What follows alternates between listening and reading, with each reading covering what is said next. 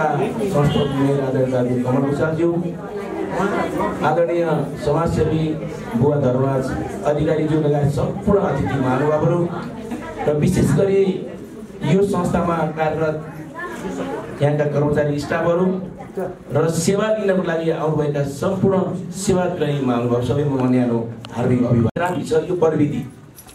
यो प्रविधि हाम्रो नगरमा आवश्यक छ, यहाँ ल्याउनु पर्छ भन्ने मैले मान्यता बोकेको थिएँ र मैले विशेष गरी आग्रह गरेँ प्रकाश भाइले दाजु उपयुक्त ठाउँमा घर खोज्नुहोस् र हामीलाई सहयोग गर्नुहोस्, साथ दिनुहोस्। मैले तपाईँको नगरमा मैले मेरो संस्थाबाट शाखा खोल्छु भनेर भाइले प्रतिबद्धता दिनुभयो। त्यसै अनुसार यो शाखा आजसम्म उद्घाटन हुने अवसर पायो। र यो अब यसको बारेमा मभन्दा अगाडि मैले अग्रज वक्ताहरू र यहाँ कार्यरत यस विज्ञानका चाहिँ स्टाफहरूबाट यो प्रविधि के हो त, यो प्रविधिले साइड इफेक्ट गर्छ कि गर्दैन, यो प्रविधि मानव शरीरको लागि आवश्यक छ कि छैन भन्ने कुरा स्पष्ट भइसक्यो। 2 महिनाको बच्चादेखि पाँचुन्जेलसम्म यो प्रविधि प्रयोग गर्न मिल्छ भनेर भनिसक्नु भएको छ। त्यसैले हामीले यो मानव शरीरलाई यो थेरापी अब तपाईँले प्रयोग गरिरहनुहुन्छ, हाइड्रोलिक मसाज गरिरहेछ र यसले विभिन्न किसिमको तापक्रमको म्यानेजबाट र तापक्रमको प्रयोगबाट विभिन्न किसिमका त्यहाँ गोटीहरू छन्, आइरनहरू छ, त्यहाँ फ्लामहरू छ, सबै चिजहरू शरीरलाई चाहिने हरेक तत्त्व त्यहाँ छ। त्यो तत्त्व मानव शरीरको लागि आवश्यक पर्छ र मानव शरीरलाई त्यसले साइड इफेक्ट गर्दैन भन्ने प्रविधिबाट यसको निर्माण गरिएको छ। त्यसैले यसको रिसर्च आजभन्दा करिब 30 वर्ष अगाडि दक्षिण कोरियामा भएर यो नेपालमा प्रवेश गरिसकेपछि करिब 10 वर्षको इतिहासमा हरेक ठाउँमा शाखा खोल्दै गए। धेरै ठाउँमा यहाँभन्दा बढी भिडभाड मैले देखेको छु। मैले काठमाडौँको तिनकुनीमा देखेको छु, बुटुलमा देखेको छु र मैले आफूलाई फुर्सद पाएसम्म विभिन्न क्षेत्रमा म पनि जाने गरेको थिएँ। किनभने हामीलाई हरेक किसिमका रोगसँग हामी लड्नुपर्ने हुन्छ। बाँचुन्जेल सानोतिनो रोग सबैलाई छ, कसैलाई ठुलो रोग छ, कसैलाई सानो रोग छ।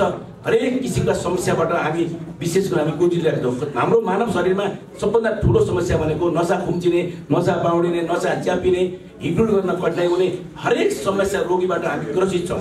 त्यसैले यो ग्रसित भएका व्यक्तिहरूले हामी सबैले यो थेरापी प्रयोग गर्नुपर्छ, सबैले गर्नुहोस् भन्न चाहन्छु म। र अब अघिल्लो कर्मचारीले भने जस्तै अब यो एउटा सेन्टरको मात्रै यहाँ हामीले स्थापना गरेका छौँ। एउटा सेन्टरले अब कति मान्छेलाई सेवा दिन सकिन्छ यो प्रमुख कुरा हो। अब यहाँ अहिले तपाईँको 100, 150, 200 मान्छेहरू यहाँ उपस्थित हुनु होला, त्यो किसिमको कार्ड सेड्युल बने होला र भोलि यही सेन्टरमा 2000 मान्छे भयो भने गर्ने के चुनौतीको विषय पनि छ। त्यसले अब प्रकाश भाइले के ख्याल गर्नु पर्यो भने अब यस्ता सेन्टरहरू सबै स्थानीय तहमा लान सकियो भने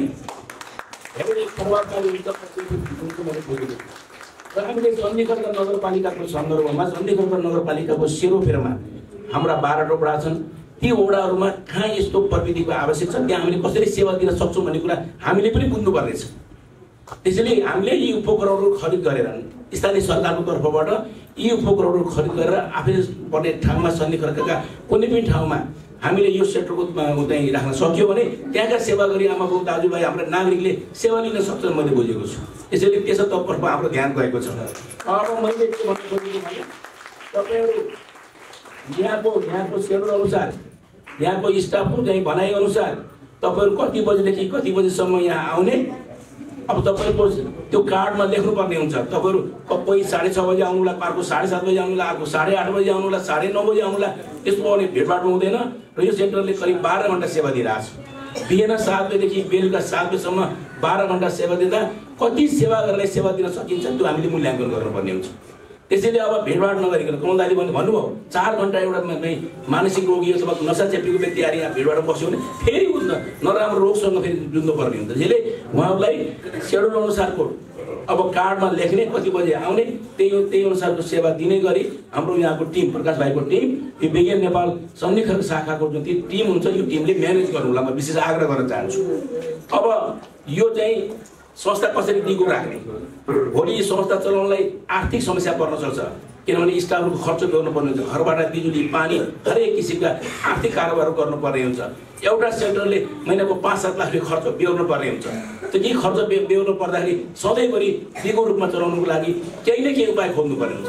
त्यो उपाय भनेको अघि नै भन्नुभयो, तपाईँहरूलाई हामीले सामान किन्नुहोस् भनेर प्रेसर गर्दैनौँ, यहाँ आएकै भरमा सामान किन्नुपर्छ भनेर भन्दैनौँ।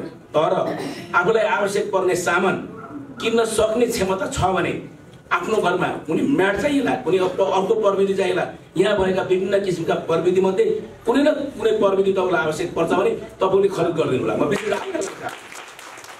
भएन भने यो संस्थालाई जतिसुकै शाखा धेरै खोले पनि ठाउँ ठाउँमा शाखा खोलेका छन्, 80 शाखा पुग्न सक्छन्। अब भोलि यो संस्था दिगो रूपमा टिक्न सकेन भने घाटा पराइ हामीलाई हो, घाटा प्रकाश घाटा हामीलाई हो।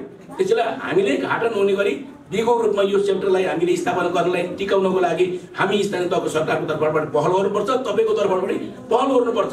सक्नेले किन्नुहोस्, नसक्ने नकिन्नुहोस्, जसले सक्दैन आउनुहोस्, थेरापी आउनुहोस्, स्वस्थ रहनुहोस्, मस्त रहनुहोस्। त्यसैले सक्नेले प्लिज खरिद गर्नुहोस्, म यो आग्रह गर्न चाहन्छु। किन हामीले किनेन भने कसले किन्ने, सक्नेले किन्ने नकिने कसले किन्ने।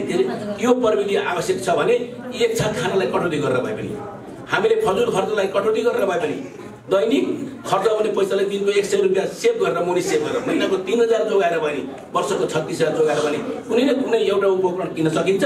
त्यो उपकरणले हाम्रो मानव जीवन स्वस्थ रहन्छ र हामी लङ टाइमसम्म बाँच्न सकिन्छ। अर्घाखाँचीमा ऐतिहासिक कार्यको शुभारम्भ भएको छ, यो धेरै राम्रो काम भएको छ। त्यसैले यो राम्रो कामलाई धेरै राम्रो कामलाई अझै राम्रो काम बनाउनलाई तपाईँहरूको साथ आवश्यक छ। साथ तपाईँहरूले दिनुहोस्, प्रकाश भाइले सेवा दिइरहन्छन्। म यही कुरा राख्दै बिदा हुन्छु। हार्दिक धन्यवाद।